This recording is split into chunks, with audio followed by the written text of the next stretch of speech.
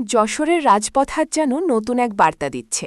আসন্ন আগমনকে ঘিরে রাজনৈতিক অঙ্গনে তৈরি হয়েছে ব্যাপক আলোড়ন। সেই প্রেক্ষাপটে যশোরের সর্বস্তরের মানুষের অংশগ্রহণ নিশ্চিত করতে লিফলেট বিতরণ কর্মসূচিতে নেমেছেন বিএনপির ভাইস চেয়ারম্যান নার্গিস বেগম। তিনি স্পষ্ট ভাষায় বলেছেন, যশোর আপনাদের, এই মাটি আপনাদের, এই শহর আপনাদের, তাই এই আগমনও আপনাদেরই সফল করতে হবে। তার বক্তব্যে ছিল আহ্বান, ছিল দায়িত্ববোধ, আর ছিল জনগণের প্রতি এক ধরনের বিশ্বাস। তিনি বলেন, এই আগমন শুধু কোনো ব্যক্তির সফর নয়, এটি একটি সুযোগ আপনাদের দাবি তুলে ধরার, আপনাদের অধিকার আদায়ের।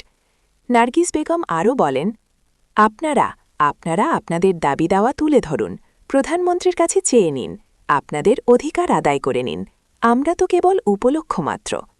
তার এই বক্তব্যে স্পষ্ট হয়েছে, তিনি পুরো বিষয়টিকে শুধুমাত্র রাজনৈতিক কর্মসূচি হিসাবে দেখছেন না, বরং এটি জনগণের কণ্ঠস্বর তুলে ধরার একটি প্ল্যাটফর্ম হিসাবে বিবেচনা করছেন। লিফলেট বিতরণ কর্মসূচির সময় তিনি সাধারণ মানুষের সঙ্গে কথা বলেন, তাদের সমস্যা শোনেন এবং সবাইকে ঐক্যবদ্ধভাবে অংশ নেওয়ার আহ্বান জানান।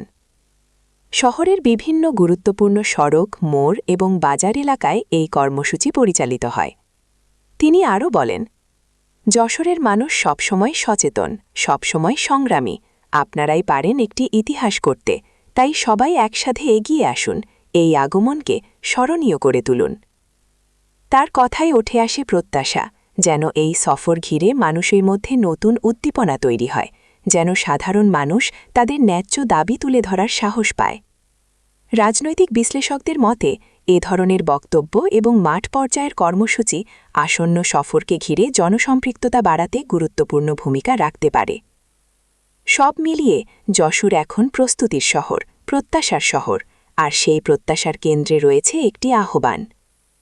নিজেদের শহর, নিজেদের দাবি, নিজেদের অধিকার নিজেরাই আদায় করতে হবে। শেষ করছি নার্গিস বেগমের সেই কথাটি দিয়ে, আমরা উপলক্ষ, আসল শক্তি আপনারা, তাই আপনারাই এই আগমনকে সফল করুন। Shamima Sultana, Jessore crime news.